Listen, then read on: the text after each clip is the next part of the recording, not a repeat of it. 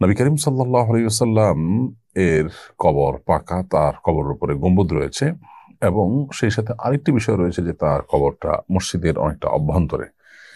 অথচ এই তিনটি বিষয় কিন্তু হাদিসে নিষেধ এসেছে। নবী করিম সাল্লাল্লাহু আলাইহি ওয়াসাল্লাম বলেছেন, লাআনাল্লাহুল ইয়াহুদ জাআলু কুবুর আম্বিয়াইহিম মাসাজিদ। আল্লাহ তাআলা ইহুদীদের প্রতি লানত বর্ষণ করেন, কারণ তারা তাদের নবীদের কবরগুলোকে সেজদার জায়গা হিসেবে গ্রহণ করেছে বা মসজিদ বানিয়েছে।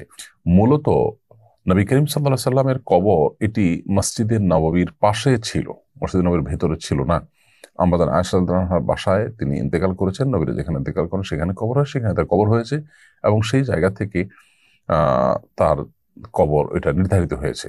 কিন্তু যখন তিনি ইন্তেকাল করেন, মারা যান, তখন এই যে তার জায়গাটা, কবর বাসাটা যেখানে কবর হয়েছে, এটা আশেপাশে পূবে, পূব বলতে পূর্ব তো হবে না, মানে কেবলার বিপরীত সাইডটা, সেটাতে মসজিদ ছিল না।